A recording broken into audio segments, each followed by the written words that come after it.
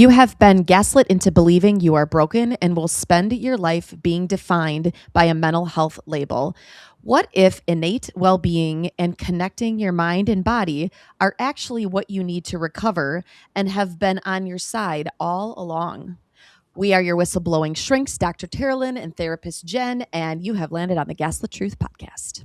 Before we set this whole conversation on fire, like, subscribe, ring that bell if you're on YouTube. If this show has ever put words to something you felt but couldn't explain, supporting it matters. Absolutely. And just remember, everybody, Dr. Teralyn and therapist Jenn not only are therapists, but we are also deprescribers. We help individuals get off psychiatric medication safely for the brain and the body. So if that is something that you have been thinking about doing, now is the time. Shoot us an email, thegaslitTruthPodcast@gmail.com, and we can help get you started with that. Please welcome Chana Studley to the show. After surviving 3 violent muggings in the 1980s and recovering from severe PTSD, she went on to build an Academy Award-winning career in Hollywood. Now a leader in mind, body, and innate health frameworks, she blends the 3 principles, a mind-body connection, in her work. She recently published her 4th book, Beyond Diagnosis, A Paradigm Shift from Pathology to Innate Health. I'm going to have to read that one. It's going to be another one on my pile. I know, it's going to add to the books here, all our books. Mm-hmm. And previously authored 3 Amazon #1 best-selling novels, including The Myth of Low Self-Esteem, Painless, Trauma and Chronic Pain, and Very Well, Hormones and Menopause. I might have to read that one too. Chana is a World Health Organization psychological first responder. She also holds diplomas in psychology and pharmacology and brings 30 years of experience as a coach, entrepreneur, and multi-book author, shifting the mental health narrative forward towards resilience and innate health. Please welcome Chana to the show. Wow, thank you. It's so good to be with you. Yeah, it's always interesting when we read a bio. I'm like, is that really me? Did I do all those things right in that bio? How do I have time for all that? Right? Exactly. Yes.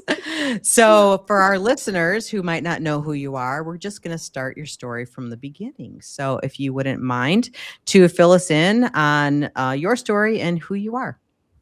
Yeah, thank you. So I grew up in the UK, and I went through a lot of violence in my early 20s. I was at excuse me. I was at Manchester University, and it was the early 80s. I was a punk rocker. I had dreadlocks, Mohican, the whole thing. I'm still wearing black. And right? Something's still changing. And the first time was in a nightclub. I was dancing. My boyfriend was in a band. They were playing. It's dark. The lights are all on the stage. And a young man who I didn't know who he was. He's putting his hands where he shouldn't, and I push him off. The next thing I remember is his hand on the back of my head, and he smashed my head into a concrete pillar and fractured my skull. Like I can put my finger on it. I know you can't see it, but I know I can feel like where the bone knitted back together again right here. And I was a student. It was these kind of things happened. It was the kind of the sign of the times, and I kind of got myself back together again and moved on. And then about 3 years later, I'd finished college and I was walking. It was about 6 o'clock in the evening. I was walking from where I'd been living, for the last few years, to a new place, and 3 men came out of the dark and slammed me on the ground and beat the living daylights out of me. I really thought I was going to die. I can remember feeling the air run out of my lungs and thinking, if I can't catch another breath, I'm going to die. I was screaming for my life. If they have a knife, I'm going to die. And they were like, 2 of them were holding me down. The other one was kicking me in the head and the chest, and then they ran off. And I remember seeing, when I kind of picked myself up, I could see someone in the street lamp. It was dark, walking by on the other side of the street. And I don't blame them for not stopping. I've heard horrible stories of people, coming to be a good Samaritan and ending up in worse trouble. But it kind of compounded that feeling of isolation and why me, and why did this happen to me? And for, I'd say, probably a year after that, I really struggled. My family doctor did send me to the psychiatrist at the local hospital, but it took 2 panic attacks just to get there. And all she would say to me was, tell me about what happened. I'm like, so I told her the first time, and then she'd say, tell me again. I think, are you deaf? You stupid cow. And she got me, her treatment was, keep, flooding therapy or whatever they were calling it. Yeah, re-traumatize you. Right, keep telling the story. I think I only went twice because it wasn't worth the panic attacks to leave the house and get there for that, because at the time, I remember I was reliving it very well on my own at home. I could do that without her help. I needed Yeah. someone to show me how to not do that, not identify with it, not talk to it. And I wasn't sleeping, I wasn't eating, I was really struggling. And I think PTSD had only gone into the DSM like that year. So nobody knew about it in Manchester. So that's the best help I got. Basically it was have a cup of tea, go home, walk it off. That was like, was I really would imagine that even because I'm trying to think about that time, I was very young. If it was in the DSM, it was mostly geared towards probably like war veterans and things like Yeah. that. Yeah. So Exactly. you were a population that it wasn't really geared towards at that point Yes. either. Yes. So if they wrote anything in my file, it was very secret. They wouldn't have told me anyway. So, so I, at a year, like coming up to the year anniversary, I thought, Manchester is clearly the problem. I need to move to London. So I moved out to London because, as well as being a coach for 30 something years, I had another career in the entertainment business. And I went to London to start working in the theatre. And I'd been there a couple of years and I got attacked again. This time I was riding my bike home from the theatre. It was about 10 o'clock at night. And I saw, out of the corner of my eye, I saw this young kid. He was about 16 and he was on a really little kid's bike. And I remember thinking that was weird. The next thing I knew, he flung the bike at me. So I was riding this way and the bike came that way and it hit me in the neck and shoulders. So it was like, bam, it was like being shot out of a cannon at a brick wall. That's what the impact was, so ferocious. And he actually broke my neck, like C2 and C3, the vertebrae. Oh, jeez. Oh man. And I'm lying in the street. There were like cars whizzing past my head. And I remember thinking, why me? Why do all these terrible things keep happening to me? So I went downhill really fast after that one. I thought if I knew if I left the house, I was going to get, really hurt. And if you'd come to me and said, oh, let's go for a walk, let's go to a yoga class, I'd be like, no, because I've got evidence. I had police reports and x-rays to prove that the world was a really scary, dangerous place and you shouldn't leave your house. So I became quite strange, drinking to get to sleep, not eating, really having a very hard time functioning. And luckily, I finally asked for help. And this women's crisis center in London kind of reached out and kind of rescued me. They kind of picked me up and, put me back on my feet and really helped me to get. And they kind of helped me, train as a coach as well. I'd done some of it before, but they really kind of put me in the right direction. What did they, if you wouldn't mind asking or answering, what did they do for you that was so different than the therapy? Well, the main thing I can remember is I had a mentor there and she said to me, are you ready to let go of your story? And I was so offended when because what I heard her say and what she actually said were like two different things, right? Yeah. Because what I heard her say was, it didn't happen, it didn't hurt, and get over it. Right? I was screaming, but it did happen, it does hurt, and I don't know how to get over it. But luckily, there was that opportunity of the window opened of willingness. I don't know what it was, but when I calmed down and my kind of ego got over and realized what she was actually saying, she was trying to, because I'd become the girl who'd been mugged 3 times. If I could get it into any conversation, I could get you to feel sorry for me. I could get you to think I was heroic, like it was all about manipulation. I was really talented at being the victim by that point. Right? I could give classes in it.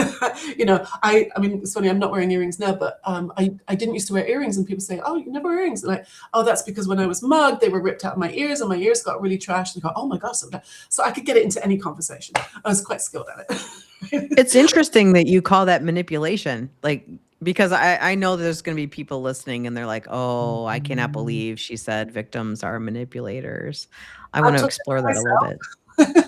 But I can remember an early client I had, she had been abused ritual abuse in some island community. Her parents were diplomats and she really, really suffered.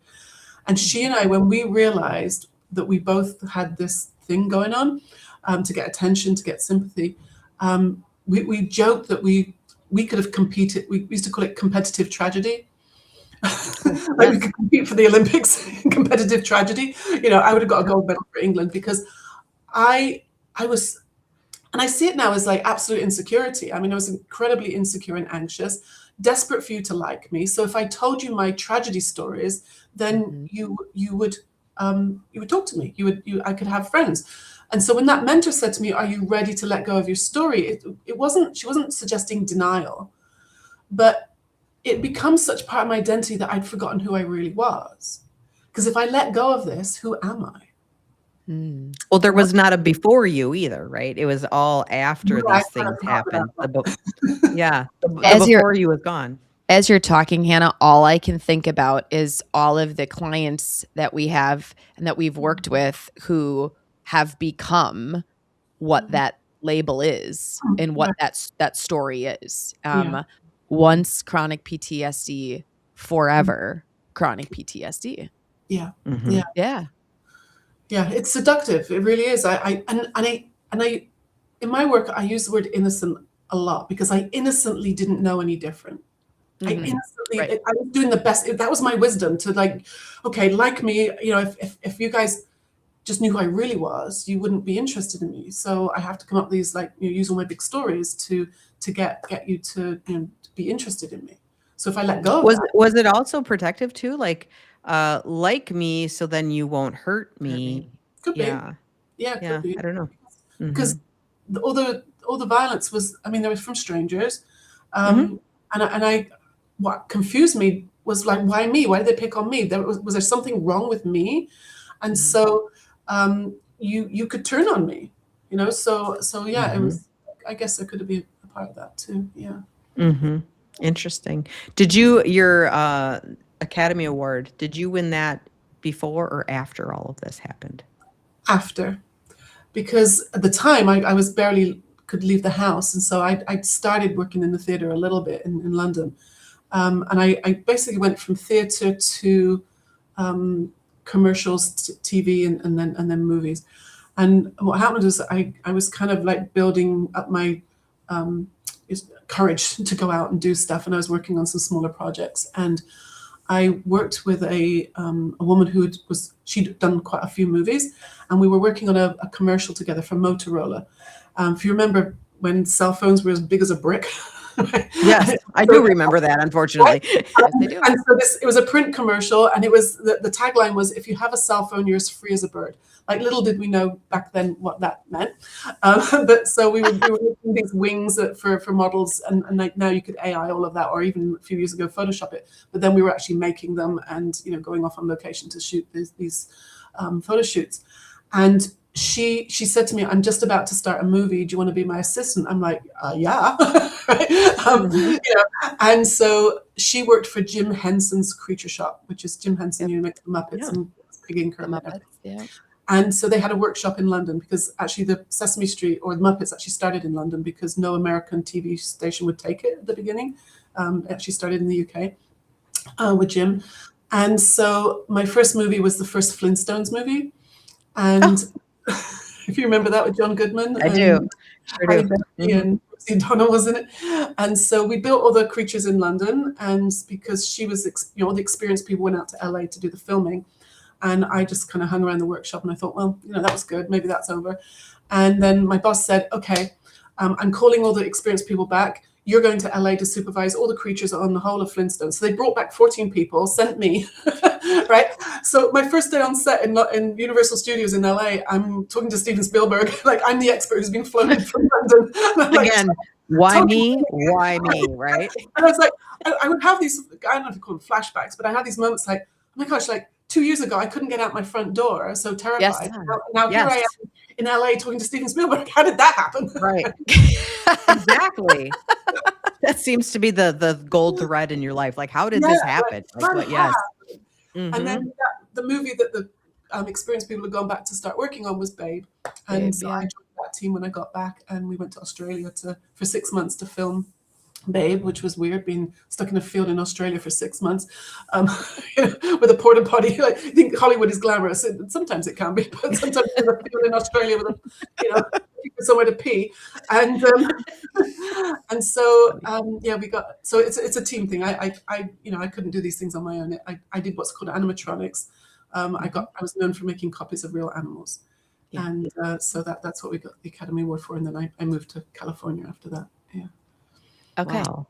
So somehow then that morphed you somewhere into, because you've got some degrees, right? Like somewhere in here came school. Like, where did all this start then? That came later. I mean, they're online programs, so I was able to do that whilst I've always been doing several things at once. So I would be working in the theater or in movies during the day, and then counseling people in the evening. In LA, I worked because like when you work on a movie, it's like a 3-month really intense project, and then you could have 3 months off because like the kind of work I did, not every movie has a talking animal in it. So I could have. Maybe they should. I don't know. Right, yeah, I think so. I made Wings for John Travolta. I did Dr. Dolittle with Eddie Murphy. But there were big movies, but then you could have 3 months off in between. And I'm not the kind of person just to sit there. So I started to volunteer in different organizations, to work with kids at risk. And so I worked with a lot of addicts and alcoholics and people with trauma because that was my experience. And so I kind of had these two lives going on at the same time. And I'm really grateful for it now because it kept me grounded in such a bizarre profession.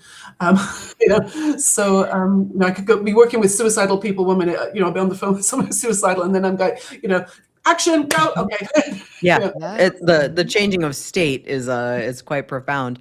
I want to go back to just a little bit because you had said you had, she asked if you're ready to be done with your story, to let go of that story. And then you had said like some of the story for you was like a way to manipulate, right? Like, so people are going to see me, hear my story, whatever. And I'm thinking, so you had to exchange that for an even more profound story of like winning Academy Awards and doing all these, like, I think people would want to hear those stories too, right? So I'm wondering how you were able to shift from this is me, this is my story to this is my new story. And my new story is quite profound as well in all the right ways, right? In all the ways that people want, like a comeback kid story, basically, right? So what is it that happened in between those two stories? Because it was like, well, this happened, she said this, and now I'm over here. And I'm like, but wait, there's a whole bunch of stuff that had to occur. If you wouldn't mind sharing a little bit, like what did you have to do to actually let go of that identity, so to speak, and those labels too, because that's like the biggest part is in today's world, people wanting labels, people not wanting to let go of any labels, people collecting labels. So what did you have to do to do that? Like, what was it? So that's very perceptive of you for noticing my shifting of like, now I'm the girl from Hollywood story, right? Yeah. And I remember at the beginning when like especially that first movie with Flintstones one in Los Angeles, I was terrified that they were going to find out I didn't know what I was doing. Oh, yeah. Imposter syndrome galore, right, I would imagine. Right. So it was, I see it as like a lot of insecure thinking because I really was thrown in the deep end. And then my boss knew that, but the director didn't know that, Steven Spielberg didn't know that. Sorry, Steven, if you're listening to this, like, he's still really cool. I told you, right? But it worked. I can give you a tiny story. I remember in the Flintstones movie, I met Elizabeth Taylor too, and because she played Fred's mother-in-law, and there's a scene where she's held in the dinosaur's mouth, the T-Rex's mouth. Now, the T-Rex had been made by some of my colleagues when we were in London and shipped out there. I hadn't even seen it. And I got a message saying there's a big gash in its nose. You have to fix it tonight because it's going to be on set tomorrow morning with Ms. Taylor in it. I'm like, oh, shoot. I'm like, okay. How do I fix a T-Rex gash overnight? I have no idea. How do you do that, right? So they said it's on stage 27 at Universal Studios. Go over there. You're like, go fix it. I'm like, okay.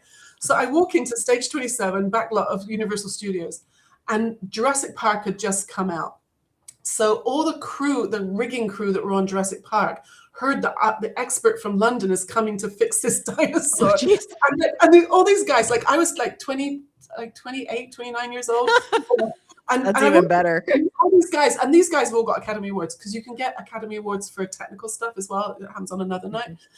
So these guys are all Academy Award winners, and they're watching me fix this dinosaur, and I don't know what I'm doing. So I looked at my colleagues who had left a box there. And in the box, I looked in the box and there was some contact adhesive. There was some rubber sheets, like extra bits of skin, and some paint and some talcum powder. And I thought, my father taught me how to mend a tire, like your bicycle tire, if you get a puncture. right? Same thing. It's latex, rubber, glue, contact, right? So I cut a piece of stuff. I put the contact glue. It was so hot, in LA in a soundstage. It dried really quickly. Slammed it on, painted it, put some talcum powder on to get rid of the sticky glue. And they were all going, yeah, okay, yeah, okay. Yeah. And That's so smart. I did not sleep that night. I was so terrified that, it would peel off in the middle of the night. Because Elizabeth Taylor and Steven Spielberg were screaming at me.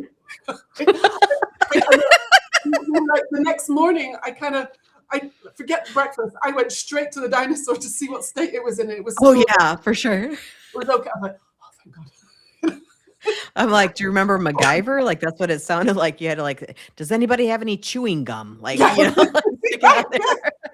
It's so amazing, right? Like you fake it till you make it, and that's such a true thing, right? Like it's the power of cognition, the power of a behaviorist action, right? Like, yes, you just do it. Right. So when people ask me now, how did I go from working in Hollywood to being a coach to writing, working in mental health? So I can tell you my cheeky answer is that I worked in special effects, right? My whole job was about illusions. Hollywood is about illusions. And so my job particularly was about convincing you that something was real that wasn't. Now, I don't know about you guys, but my mind does that to me all the time, right? We have a better special effects department in our heads than anything me or Steven Spielberg could come up with. Plenty of times my head has convinced me of things that are real and they're really not. So that's kind of how I segued into, and using the special effects analogies to show people how our minds work, how we can get fooled by things that aren't true or aren't real. So yeah, that's not to diminish that what you went through definitely was real, those 3 traumatic things. But are you suggesting that the stories around, when I say stories, I don't mean that somebody's not truth telling, but the stories, the weaving that we do in our brain, maybe not be, and maybe those are the things that keep us stuck in those places. Is that what you're trying to say? Yes. Because I'm not in denial about it at all. I can go into graphic detail about what happened, but it's not happening now, and it's not who I am. It happened to me, and it was terrible, and I don't wish it on anybody, but it's not happening to me now, and it's not who I am now, and I don't need it to be a worthwhile person now. I've got what I'm doing now is who I am. It's interesting. I saw I don't know, I was listening to somebody talking about this. This is the first time I've heard it, and maybe I should know better. I don't know, but they were talking about trauma, and they said it's the first time you notice that you're safe, that you need to stay in that safety instead of the constant, I will never be safe, I am not safe, I'm still not safe, it's still happening situation. It's like once you decide that you are safe and it's not happening now is when you can actually move forward. And I think it was kind of profound. Like there's moments of safety afterwards, right? Like you are safe, you're not being attacked, you're healed up, you're all these things, you are safe, but your body still registers input as if you will never be safe again. Just kind of like what you said, like I'll stay in my house now because the world is an unsafe place to be, and it's always going to be unsafe, and I'm never going to be safe in it, and I'm still reenacting trauma through that lens. And then you just said, like, when I kind of decided to put that story down, that story of not ever being safe again, is where you can actually free yourself up to live your life. That doesn't mean it didn't exist. Like what happened to you didn't not happen. It still happened, but it's the story of safety and security beyond that. So I would go even further, and I would like, one of the things I often tell my clients is that we're always feeling our thinking. We live in a thought-created world. So I could be sitting on my sofa in absolute safety and be absolutely terrified in my mind because watching a movie, or remembering the past, bringing the past into the present right now, or catastrophizing about the future even. So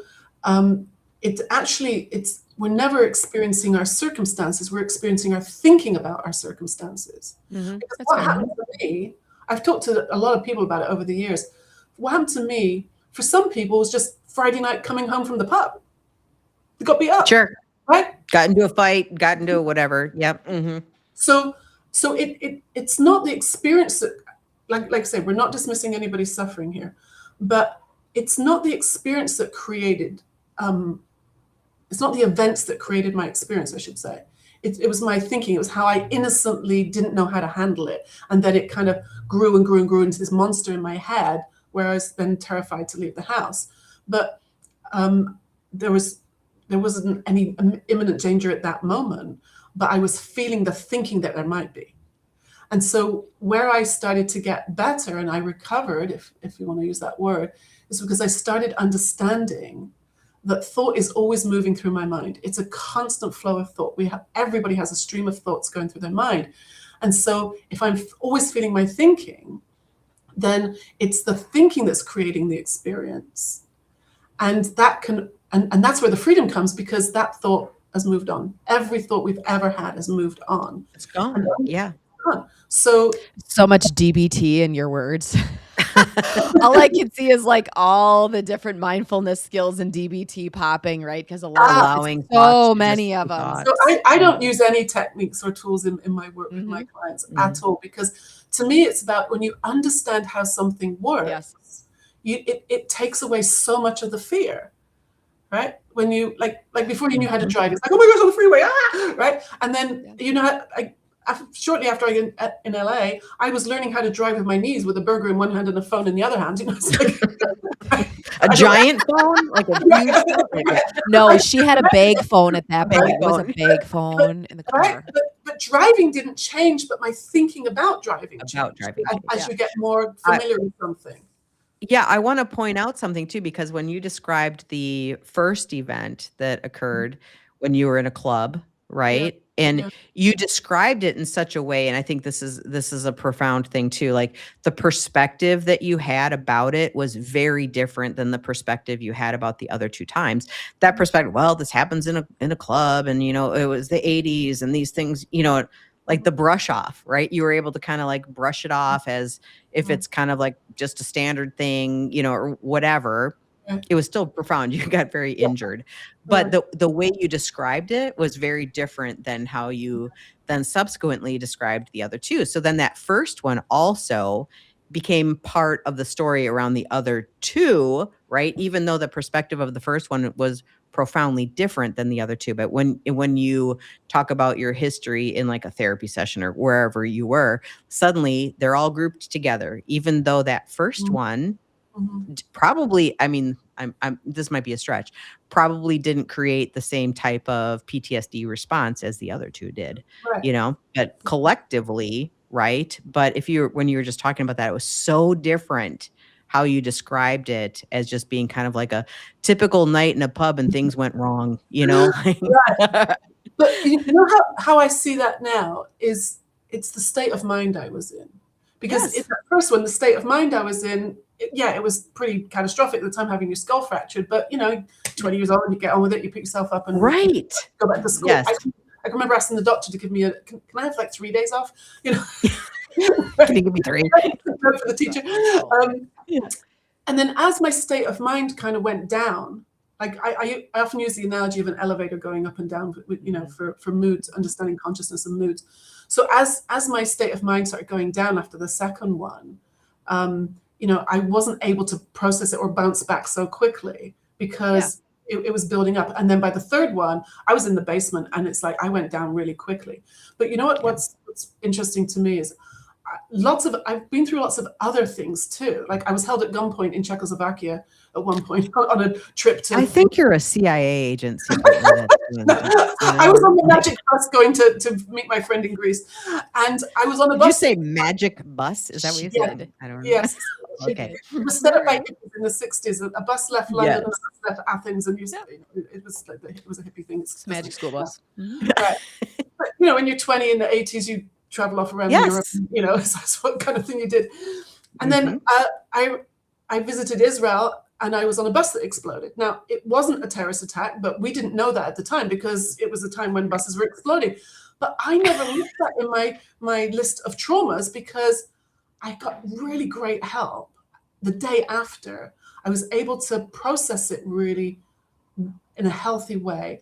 And as soon as the adrenaline and the cortisol settled down, I was back in school and like I was okay. So when I tell people, and I was on a bus explode, they go, "What?"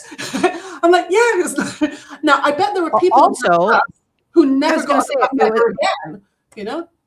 yeah, I was going to say for you too, it could have been because it was a collective experience, whereas the other ones were very much just a you experience, right? Like, why does this keep happening to me? Singular experience directed towards you, whereas the school bus was more of a collective, unified experience, perhaps. Possibly. I mean, but Maybe. it just, I don't know. It was different, but yeah. But Right. again, perspective. yeah, it's all about Perspective and health. Yeah. right? Because Yeah. when your perspective changes, like, and that's what I see how people can get well much better now, is that when because for a long time I needed the things out here to change, then I'll be okay. Like if you guys change, I'd be okay. If the ex-boyfriend changed, then Yep. I'd be okay. If my childhood was different, then it'll be like if the idiot boss would just get off my back, then I'll be okay. Mhm. And so it's like well-being was kind of over there, and if I did more, if I worked harder, if I was a better person, then I would be okay. And what I know now is that everybody has this innate well-being, like we were talking about in the intro. And when you see that you can't actually be broken, I mean, yes, bodies can be damaged and we can get hurt, but the me that's inside cannot be broken or damaged. And then when that changes your perspective, and you start seeing that that nothing out there has to change for me to be okay, right? Because then it comes down to perspective and my perception of myself or my circumstances, and that is up to me, because no one can get inside my head except me, right? That is my superpower. Okay. So tell us how this principle, this idea, applies to you healing when it comes to pain management, because you had some significant Yes. pain management issues, and I was reading a little bit about them on your website. And again, it was one of those transitions where you talk about how horrific it was, and you could barely walk, and you'd fall out on set, and the day you're sitting on a pipe that was sticking out of the wall, right? I'm like, I got to ask you about this pipe sticking out of the wall. And then you talk about pain management and healing pain in a non-traditional way. Yeah, I mean, that's really what turned things around for me, because I had chronic pain for probably 25 years, because whenever I went to the chiropractor every month for 25 years, because when I tell like an osteopath or a chiropractor my history of all these injuries, they go, "Oh, well, that's why your back keeps going out. That's why you've got all this tension in your shoulders and your neck, because of all these injuries." And I'm not a doctor, so I go, "Okay," and I keep doing the treatments and the massage and the chiropractic and all this stuff. And then when I came about 10 years ago, I came across these ideas that are called the 3 principles. And I was so taken by it that I went to London to do some training. And there was sort of the expense of the course. I was flying backwards and forwards. I had to go multiple times to be there live, as well as online other work. And so I needed to save some money. So I decided to stop going to the chiropractor, because I felt okay. And I thought, if I get into any trouble, I can always call her again, And at the end of the 6-month course, I was literally sitting right where I am now, and I'm thinking, that's weird. I haven't had a flare-up in 6 months. Now, I was getting one every 4 to 6 weeks, where I'd be lying on the floor for 3 days in absolute agony. Bent. I used to describe myself as Marilyn Monroe on one side and Audrey Hepburn on the other side. I'd be like, I'd be so twisted out of shape in agony. I was rushed to the emergency room from a couple of movies because I couldn't move my body from my shoulders down. Absolutely locked up in agony. And here I was, I'd gone 6 months without any pain. And I had IBS, I had allergies, I had asthma, I had all through my life, I'd had all these other physical issues. And I thought about it. I thought, wow. And that's when I kind of dived into the mind-body connection, and I started reading a lot of pain research. And what just to put all that into like a couple of sentences, what I started to see was my injuries had healed. And this is one of the first things I learned, is that all injuries heal, obviously under normal circumstances. So even if you break your femur bone, the bone will heal, and within 4 to 6 weeks. So why was I still hurting, 25 years later? So what I know now is that the stress response was so hyperactivated over any little thing. I didn't realize how anxious I was. So that's sending a message to my brain that I'm not safe. And so my muscles are tightening up, and there's a constant flow of not massive panic every day, but like the imposter syndrome, like you mentioned. Like if there's a constant flow of adrenaline, cortisol going through your body, our bodies weren't designed to sustain that level of stress and anxiety. So your body starts screaming. And I realize now my body was screaming at me all those years to slow down, come out of my head, be safe. You are safe. It's okay. And so these different things were trying to get my attention. And I call that wisdom, because the wisdom of my body was trying to help me recover. I didn't understand. And that's again where I'd use the word innocent. I innocently didn't understand. And then when I started understanding these 3 principles, which are like a new paradigm in psychology, which is basically saying we're never broken, you have innate health, we're feeling our thinking, we live in a thought-created world. And as I started to have insights and understand that, my pain went away because I didn't need it anymore. Mm-hmm. And that was mind-blowing for me, that after all those years of treatment and pain, I've been pretty much pain-free for 10 years now. So this idea that when you can make that connection, better understand it, mm-hmm. It's going to heal and change you from within, right? Yeah, definitely. And I've worked with people, like I said, I'm not medically trained, but I've had people call me, have you worked with someone with plantar fasciitis? I'm like, oh, Google that. What's plantar fasciitis? It's foot pain. Yeah, foot pain. So, fibromyalgia, chronic fatigue, migraines, insomnia, even fertility problems. Yeah. Because what I started seeing was it doesn't actually, like, I asked a doctor once, a medical doctor, why is it some people, it manifests as migraines and other people as IBS? He said, we don't know. And actually, it's not a useful question, because that's like, why does one person take alcohol, another one takes drugs, and the other one's cutting, this one's doing food? Sure. They're all coping mechanisms, mm-hmm. right? And so mine showed up as mostly back pain, but some stomach stuff and allergies and asthma. And I see now that was just the language of my body trying to get my attention. So mm-hmm. when I made that connection with the thinking, I feel safe in my mind now, and have for a while, that it wasn't necessary anymore. So that's where the healing came. Yeah. It's fascinating. It is, because I know there's so many chronic pain patients out there that are going to resist this idea, mm-hmm. because it's so mm-hmm. close to what they've been hearing. Again, when you said before, like, this is what they said, but this is what I heard them say, right? So what you're saying is, there's such a profound piece of thoughts and the psychology behind this. What's going to be heard is it's all in your head. That's what's going to be heard, right? So this is the problem when we have like psychologized the shit out of everything, is that people then hear the message that it's just all in your head, and they're like, pain is not in my head, it's in my foot. Pain is not here. It's fibromyalgia. It's not psychological pain. And I think what people do fail to understand is that physical pain and emotional pain are, they're siblings. Yeah, they're in a marriage. For sure. Yeah, they're married. So you've got one without the other. You've got a quote on your website, which I think is profound. And you are probably like the 4th or 5th person that's come on the show that has said this, just in a kind of a different way. It says, if you listen to your body whisper, you won't have to hear it scream.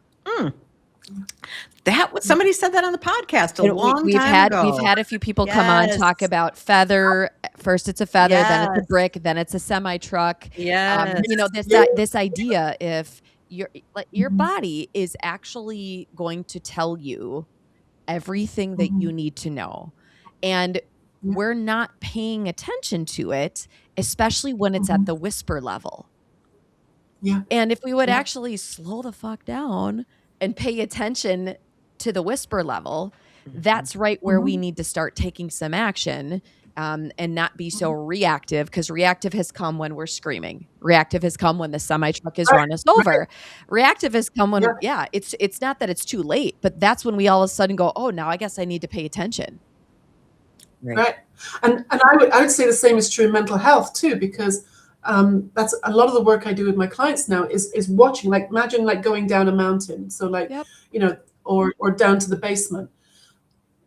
What I started noticing is like the back pain, the my life's never going to get better. It's never going to change, all that stuff.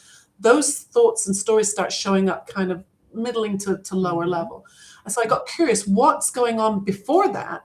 So I can catch it before it gets to such a painful place where I'm lying on the floor in agony. So what I noticed for myself is one of my early signs is losing my sense of humor. Right?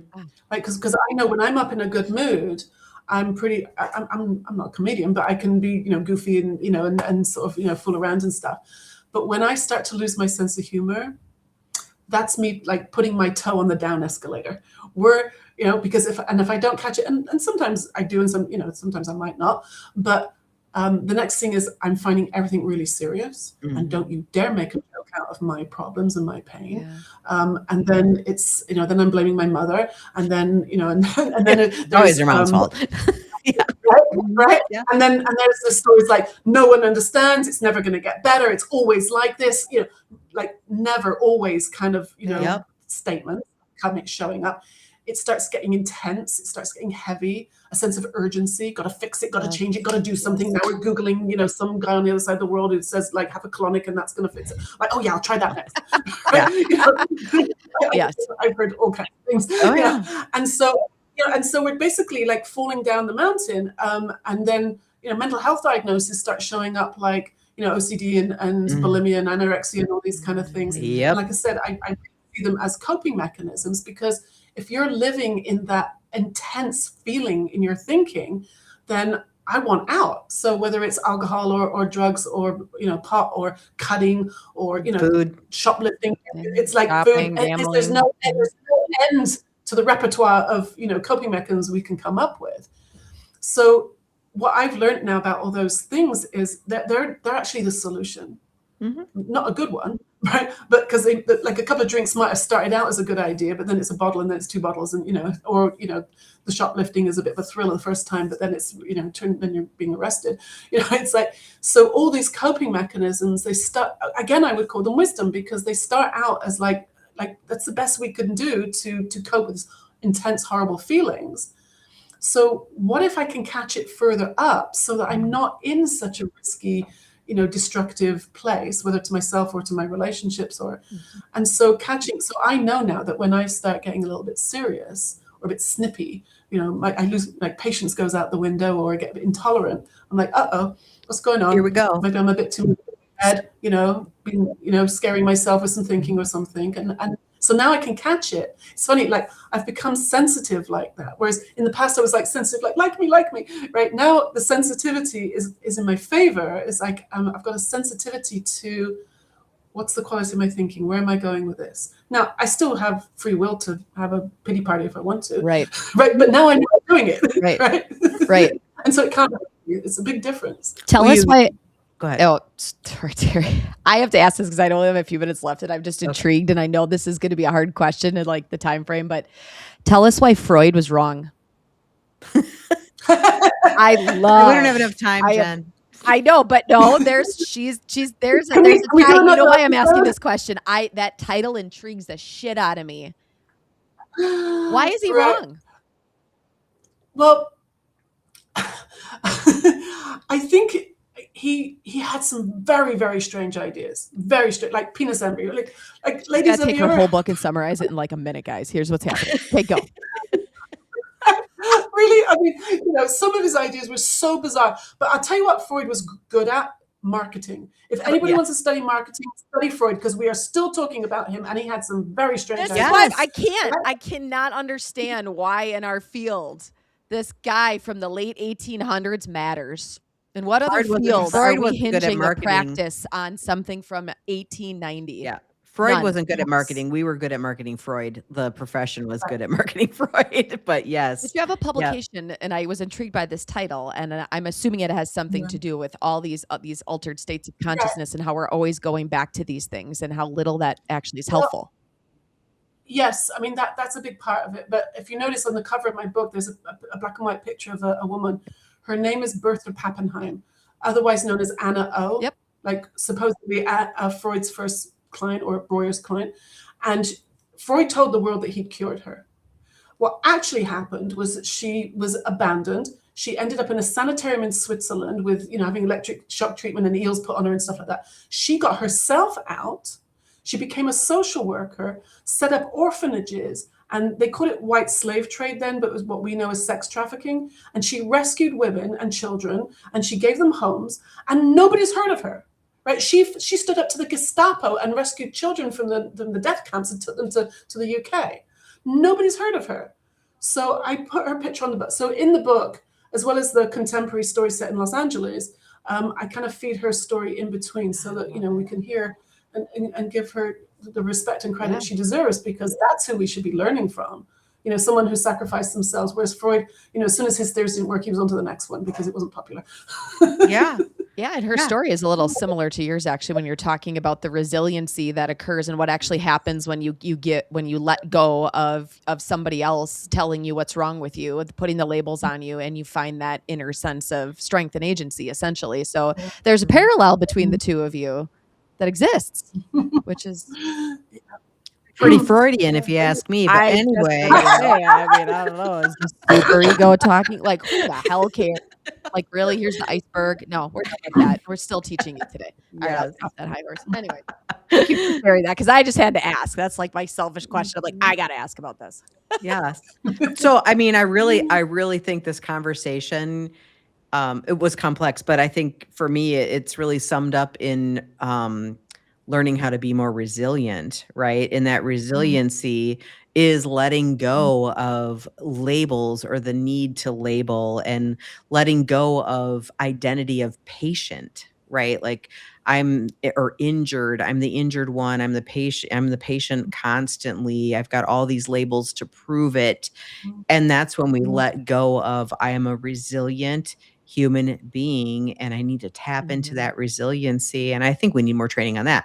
Less on Freud, more on resiliency. Come on now, Right. And your thoughts, the part that I pulled from this is all about. But you can't be resilient if you don't have the thoughts. Your thoughts are going to manifest themselves in some kind of reactions, right? And it's all based off the emotion. And so if we can tackle that part of it first, right? It goes back to the old thought, feeling, behavior idea. Yeah. And by the way, if you're going to therapy and all you're doing is rehashing trauma over and over and over and over and over and over again, all you're doing is reinforcing the trauma. Yeah. You're not actually healing. So if that's what you're doing in trauma, you might want to rethink your trauma therapy, because that's no good. That's no good. So what am I hearing? Somebody's alarm is going off. It's like, I was like, either it's an alarm or an ice cream. So we're wrapping up. We're wrapping up. That's what it is for us. So, Hannah, finale music. Yes, it is. I know. I'm like, she's got some theatrical shit going on in the background that's like cueing us to go, okay, we got a minute left, everybody. Let her go. Dinosaur's going to pop out from behind her head. Get ready, everybody. So, but thank you, Hannah, for being a part of the show, coming on, telling your story. It's very profound, very impactful, and the work you're doing is changing lives. It's pretty neat. So if you guys haven't checked out any of her books or her website, Chana Studley.com, check out Hannah Studley. Chana. Gotta say Chana. Otherwise people, what? Chana. So thank you, Hannah, for coming on the show. We appreciate having you. And for those of you, my face is hurting from smiling, so that's always good. Yay. That's good. That's a good thing, right? That's an excellent thing. And everybody that has listened, thank you for making it to the end here. We appreciate you. Make sure you reach out, give us some stars, buy us a coffee if you want to support us. Also, get on YouTube, subscribe, watch our stuff. I was almost going to swear. I don't know why I'm keeping it together here. Watch our stuff, everybody. And if you need to, send us your Gaslit Truth at the Gaslit Truth Podcast at gmail.com. Send us an email. I can't even say it all at the end here. Thank you again, Hannah, for coming on the show. We appreciate you. Okay.